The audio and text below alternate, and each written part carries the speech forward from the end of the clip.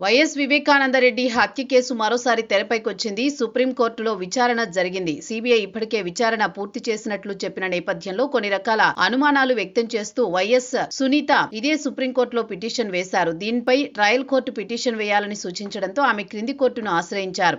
అయితే ఆమె లేవనెత్తిన అనుమానాలు, ఆపై నిందితులుగా భావిస్తున్న వారిని విచారించకుండానే సీబీఐ దర్యాప్తు పూర్తి అవ్వడాన్ని ప్రస్తావించారు. కానీ కింది కోర్టు అవేమీ పరిగణలోకి తీసుకోలేదు.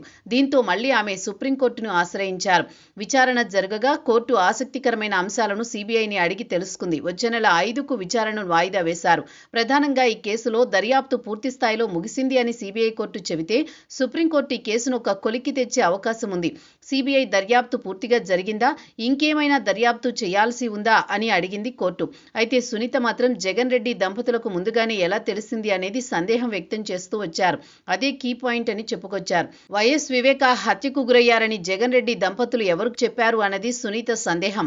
రాజకీయ కోణంలోనే హత్య జరిగిందని ఆమె ఆది నుంచి సందేహం వ్యక్తం చేస్తూ వచ్చారు. అయితే సుప్రీం ఆదేశాలతో ట్రయల్ కోర్టుకు సునీత రాగా అందరూ కుటుంబ సభ్యులు కావడం వల్లే సమాచారం ఇచ్చి ఉంటారని కోర్టు అభిప్రాయపడింది.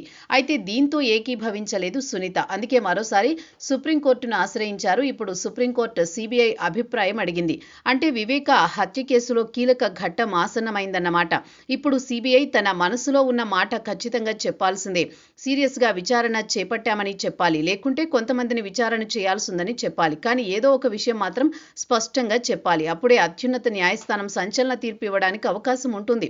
ఒకవేళ సీబీఐ మళ్లీ దర్యాప్తు కోరితే మాత్రం అత్యున్నత న్యాయస్థానం సమ్మతించే అవకాశం ఉంది. అయితే ఇప్పుడు సీబీఐ ఏం చెబుతోంది అనేదే హాట్ టాపిక్. ఈ విషయం వచ్చే నెల 5న తేలనుంది.